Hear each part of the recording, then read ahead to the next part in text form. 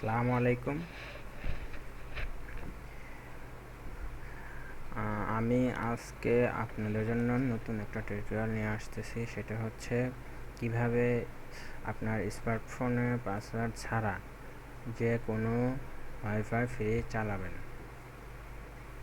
সেটা করার জন্য অনেকগুলো সফটওয়্যার আছে, তার মধ্যে আমার কাছে মনে হয় ওয়াপ বা ওয়াপস টেস্টার বা WPS কানেক্ট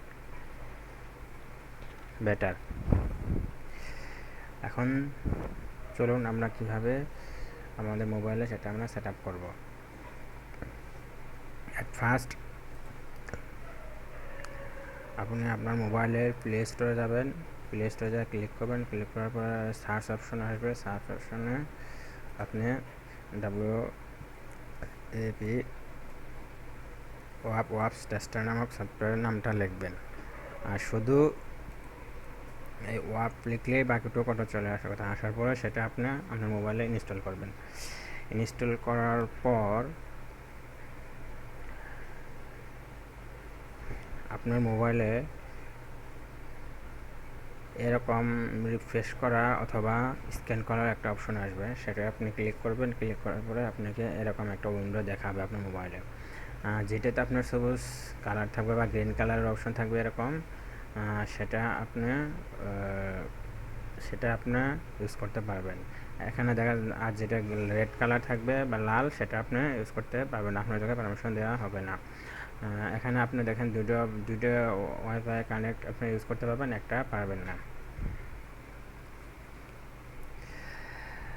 তারপর যখন এই অপশন আসবে তখন আপনি এই যেটা এই গ্রিন কালার, সেটা যে কোনো একটাতে ক্লিক করবেন। ক্লিক করার পরে আমি তো ক্লিক করার পর আপনার মোবাইলে যেহেতু ডাইরেক্টলি মোবাইলে করেন, তখন আপনার এই অপশনটা হয়তো সম্ভবত আসবে না।